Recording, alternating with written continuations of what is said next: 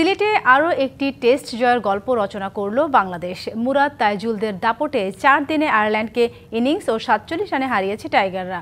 2 match সিরিজে নাজমুল শান্তরা এগিয়ে গেল 1-0-তে। সিলেট থেকে শাহরিয়ার হোসেনের রিপোর্ট। জয়ের মঞ্চটা প্রস্তুত আগে থেকেই। চতুর্থ দিনে টাইগারদের অপেক্ষা ছিল শুধু 5 উইকেটের। তবে আইরিশরা আগেই হারতে নারাজ। তাই তো এই জয় পেতে টাইগারদের অপেক্ষা করতে হয়েছে মধ্যাহ্ন বিরতির পর পর্যন্ত। চতুর্থ দিনের শুরু থেকেই আইরিশ ব্যাটাররা চড়াও টাইগার স্পিনারদের উপর। তবে কতক্ষণই বা সুযোগ দেয়া যায়। তাইজুলের ঘূর্ণিতে সাদমানের হাতে বন্দী হন হামফ্রেজ। তারপরও সফরকারীরা হাল ছাড়তে নারাজ। ক্যাপ্টেন বালব্রেইনের সাথে ম্যাকব্রেইনের 66 রানের জুটি। জয়ের অপেক্ষা বাড়ে বাংলাদেশের।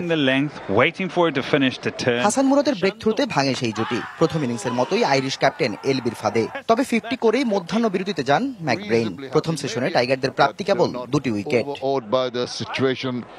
দ্বিতীয় সেশনের শুরুতেই নাহিদ রানার স্ট্রাইক। 52 রানে প্যাভিলিয়নে হাঁটেন ম্যাকব্রেইন। স্বাভাবিকভাবেই তখন মনে হচ্ছিল ম্যাচ শেষ হতে আর কয়েক ওভারের অপেক্ষা। তবে নবম উইকেটেও দৃঢ়তা দেখায় আইরিশ টেলেন্ডাররা। 54 রানের জুটি করেন জর্ডান নীল এবং ম্যাকার্থি।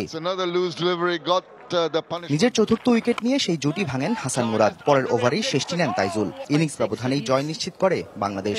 6 উইকেট নিয়ে অভিষেকেই আলো ছড়িয়েছেন হাসান মুরাদ।